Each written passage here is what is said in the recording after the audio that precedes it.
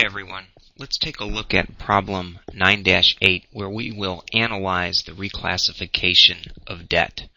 Alright, in this problem, PepsiCo Inc. is a $25 billion company in the beverage, snack food, and restaurant business.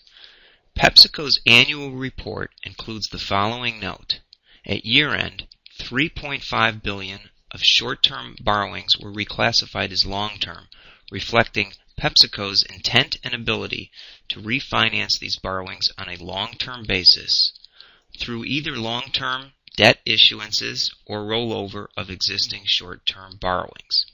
Now, as a result of this classification, PepsiCo's current ratio improved from 0.51 to 0.79.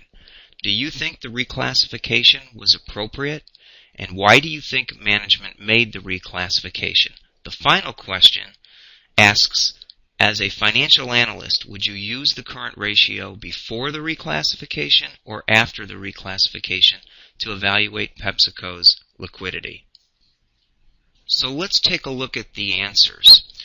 And I've had the opportunity to review the author's solutions, and I thought their word choice was very well. So let me slide that over, and we can take a look at what our authors had to say. Okay, from Libby and the other authors, the current liability classification is based on the expectation that the company will pay the liabilities during the subsequent year. Now, analysts are interested in the classification because it provides important information to use when predicting future cash flows. If management has the intent and the ability to refinance a short-term liability, then it will not result in a cash outflow. So in this circumstances, it's appropriate to reclassify the debt as long-term. Okay, now the current ratio for PepsiCo is very low when compared to most companies. The company, however, is not experiencing a liquidity problem.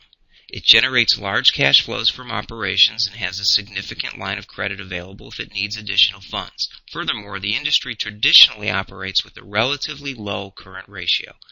Coke, for example, has a 0.8 current ratio. It is therefore unlikely that management made the reclassification simply to increase its current ratio. Instead, the company was probably trying to get a better balance between short-term and long-term borrowings. Okay, now let's talk about the last question. Because management has the ability and the intent to refinance the borrowings on a long-term basis, the current ratio should be based on the reclassification. The analyst might want to use the ratio before reclassification if he or she thought that the reclassification was only intended to manipulate the ratio, and we don't think that's the case.